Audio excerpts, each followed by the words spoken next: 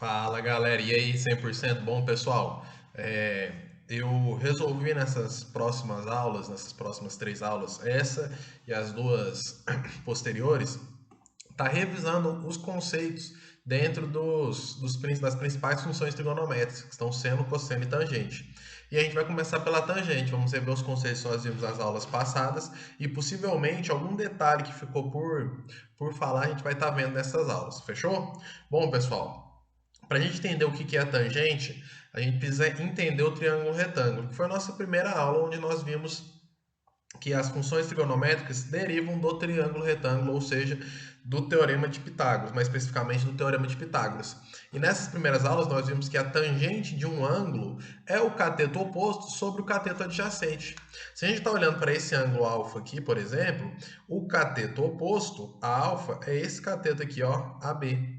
E seu cateto adjacente é o cateto AC. Dessa forma, a tangente desse ângulo alfa é cateto oposto sobre cateto adjacente. Lembrando que a gente sempre tem que olhar o ângulo referência para nós, certo? O cateto adjacente e o cateto oposto podem variar conforme eu vario o meu ângulo. Por exemplo, se eu olhar para esse ângulo beta aqui, o meu cateto oposto já passa seu segmento AC e meu cateto adjacente passa seu segmento AB. Beleza? Esse é o primeiro conceito dentro do triângulo retângulo sobre a tangente. Então, tangente de um ângulo é cateto oposto sobre cateto adjacente. Nós vimos também que existem três ângulos notáveis que estão situados no primeiro quadrante, que é o ângulo de 30, 45 e 60 graus.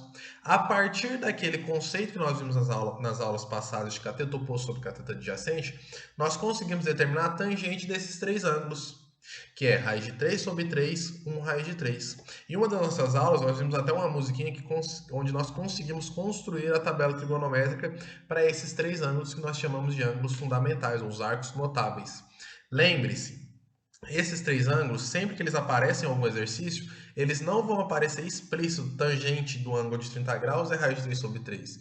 Isso são conceitos que vocês têm que saber e já têm que ter em mente, certo? Então, só para recordar aqui novamente, tangente de 30 graus, raiz de 3 sobre 3, tangente de 45 é 1 e tangente de 60 é raiz de 3. Beleza? Bom, pessoal, continuando ainda dentro do conceito de função tangente, dentro do conceito de tangente, agora trabalhamos com a função tangente. E a função tangente, pessoal, é uma função, ou seja, tem algumas características específicas que você já deve ter conhecer do primeiro ano. E a definição da função tangente é o seguinte: f de x é igual a tangente de x, porém o meu x deve ser diferente de π sobre 2. Atenção, porque na semana retrasada nós tivemos uma lista de exercícios de verdadeiro ou falso, e vai que uma questão que esteja numa próxima lista seja: a tangente de um ângulo está definida no valor π sobre 2? A resposta seria falso, então estejam atentos a isso. A tangente está sempre definida para qualquer valor diferente de π sobre 2, certo? E os seus semelhantes também, por isso aqui ele traz π sobre 2 mais kπ, porque sempre que eu vario esse k, nesses valores eu não vou ter a função definida, beleza? Bom, pessoal, a imagem abaixo. A imagem abaixo tem um círculo trigonométrico. E esse círculo trigonométrico mostra para a gente onde vai estar a reta, que a gente chama de reta tangente, que indica como é determinado o valor das nossas tangentes. Observe o seguinte: no círculo trigonométrico, a tangente sempre vai ser paralela ao eixo das ordenadas. Olha aqui, essa reta vermelha ela sempre vai ser paralela ao eixo y, o eixo das ordenadas. Dessa maneira, sempre será positivo nos quadrantes 1 e 3, ou seja, nos quadrantes ímpares, o valor da minha tangente vai ser positivo. Informação importante, hein? Quadrantes ímpares, eu tenho valor positivo para minha tangente. Quadrantes pares, eu tenho valores negativos. Desta forma, para identificar uma tangente, é importante observar as seguintes características, pessoal. Foi o que eu acabei de falar. Os quadrantes ímpares terão sempre valores positivos, os quadrantes pares terão sempre valores negativos, e ela é crescente em cada valor. Mais uma vez, como eu acabei de citar, eu posso colocar uma dessas questões em verdadeiro ou falso. Por exemplo, eu falo para você, o ângulo de, sei lá, 30 graus possui tangente positiva? A resposta seria verdadeira, porque ela está localizada no primeiro quadrante de 30 graus. Por isso, falar o ângulo de 330 graus possui tangente negativa? Resposta verdadeira. Por quê? Porque está no quadrante par. Ele está no quadrante, no quarto quadrante. E assim por diante. Beleza? Atentos a essas informações. Eu gostaria de lembrar aqui que vocês têm total autonomia para estar pesquisando conteúdos na internet, pessoal. Mais uma vez, nesse período de quarentena, vocês vão precisar ter uma autonomia maior e, dessa forma, estar pesquisando em outras fontes os conteúdos, beleza? Bom, ainda dentro da ideia de tangente, após ver a função, nada mais justo do que estudar o gráfico da função tangente. E a gente chama o gráfico da função tangente de tangetoide, beleza? Observe o seguinte. Para construir o gráfico da função tangente, eu posso fazer da forma mais simples possível, que é construir uma tabelinha. Quando o meu x vale 0, eu tenho que a minha tangente vale 1. Quando o meu x vale π sobre 2, não é 2, π vezes 2, que é π sobre 2, a minha tangente não está definida. Foi o que eu falei lá atrás na função tangente, a gente vai ver isso no gráfico. Quando a minha função vale π, quando o meu x vale π, a minha função vale 0. Quando vale 3π sobre 2, ele não existe, porque é um múltiplo. Quando ele vale 2π, vale 1. Observe aqui, pessoal. Quando a minha função aqui, ó, quando meu x vale π sobre 2, a minha função não está definida. Ou seja, o gráfico não corta, certo? Em π sobre 2.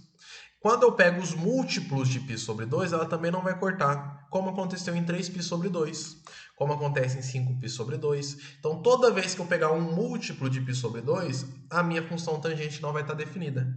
É isso que quer dizer aquele conjunto solução f de x igual a tangente de x, onde x é diferente de π sobre 2 mais kπ.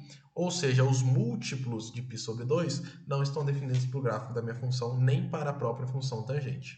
Beleza? Bom, pessoal, para finalizar, uma relação muito importante diz para a gente que a tangente de qualquer ângulo x é dada por seno desse próprio ângulo x dividido pelo cosseno do ângulo x. Ah, como assim, professor? Imagina que você quer calcular a tangente de 320 graus, por exemplo.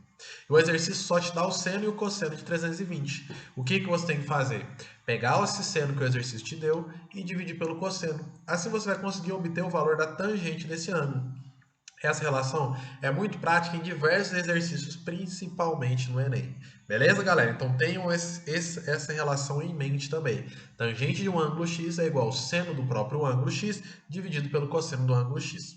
Beleza? Bom, pessoal, eu queria deixar aqui mais um recado final para vocês, que procurem sempre novas fontes de educação para estar aprendendo esses conceitos, principalmente em relação à função trigonométrica. Lembrem-se o seguinte, esse período de quarentena demanda um pouco mais de objetividade de vocês. Vocês não devem apenas se limitar ao conteúdo, pelo menos referente à matemática, postado aqui dentro do Google Classroom.